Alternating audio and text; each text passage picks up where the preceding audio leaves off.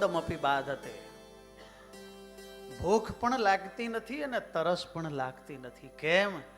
તો કે ભગવાનની કથા જેવી રસાળ છે.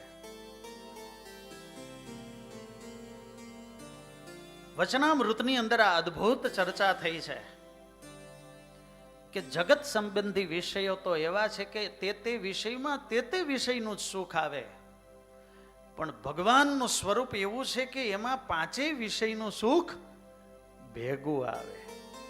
આમાં કઈ સમજાણું? તમે અત્યારે કથાનું તો દ્રષ્ટાંત અપાય નહીં, પણ આપણે કંઈક આમ બીજું દ્રષ્ટાંત આપવું હોય, આંખે કરીને કંઈક દ્રશ્ય જોઈએ તો આંખને મજા આવી જાય, પણ પેટ થોડું ભરાઈ જાય. આમ અનકોટ ગોઠવો હોય, અનકોટ ઉપર આમ વીડિયા ફરતા હોય, મોટી એલઈડીમાં દર્શન થતા હોય, અને આમ અનકોટના દર્શન કરીએ, 1008 આઈટમ હોય પણ પેટ ભરાઈ જાય ખરું?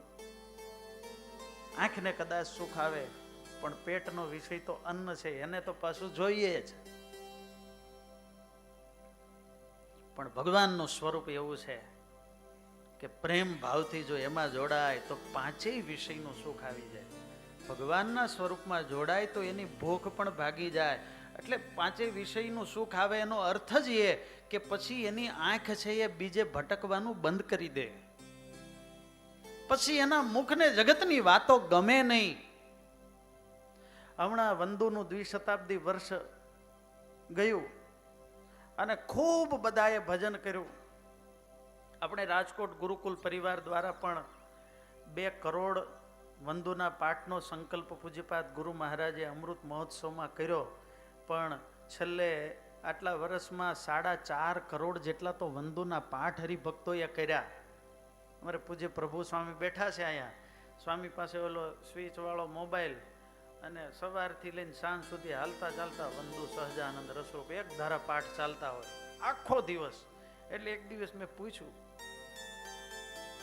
સ્વામી હું કથા વંદુ ઉપર કથા કરવી છે, મારે મહિમા કેવો છે, પણ અમે ખાલી વાતો કરીએ ને તમે માણો છો, એટલે એક વાક્યમાં વંદુનો મહિમા કયો. આમ વંદુ તમે કેમ આખો દી સાંભળ્યા કરો છો?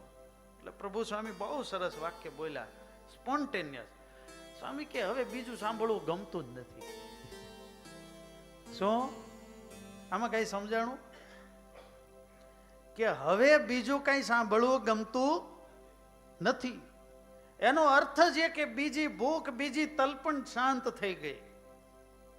ભગવાનનો સંબંધ એવો છે. ગઢડામાં ઉત્સવ, સ્વામિનારાયણ ભગવાન વિરાજમાન હોય, નંદ સંતો હોય, અક્ષરધામના એ મુક્તોને દિવ્ય લીલારસ ચાલતો હોય.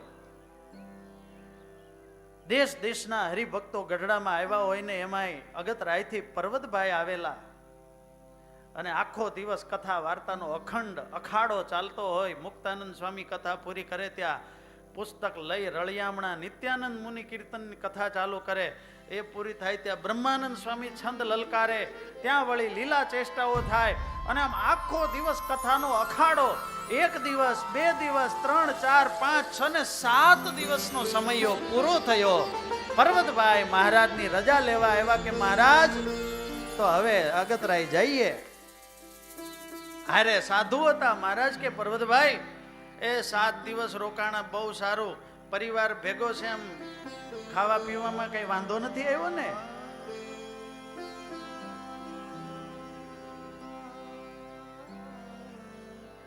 બસ મહારાજ કઈ જરૂરત નથી. મહારાજ કે કેમ આવું કેમ બોલો છો? બસ મહારાજ ભૂખ લાગી જ નથી. એટલે મહારાજે સંતોને પૂછ્યું, સંતો પર્વતભાઈને જમાડ્યા કે નહીં તમે 7 દિવસ? કે ખાલી કથા સંભળાવી? આજની જેમ રસોડા હતા નહીં, પોતપોતાના મંગાળા માંડીને સીધું સામાન લોટ આપી દેતા, ને પરિવાર હોય એટલે પરિવાર રોટલા ઘડી લે, ત્યાં બધા જમી લે. એટલે સંતો કે મહારાજ પર્વતભાઈ પરિવાર સાથે આવ્યા એટલે અમને એમ કે પરિવાર હારે જમે છે.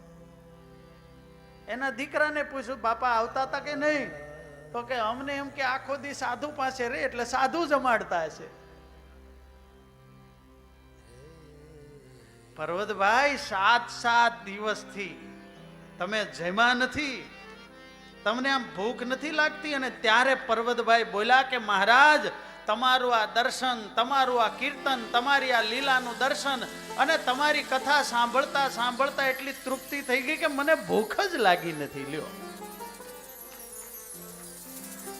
કથા સાંભળવામાં, દિવ્ય દર્શન કરવામાં એવી તૃપ્તિ થઈ જાય છે કે ભૂખ લાગતી નથી.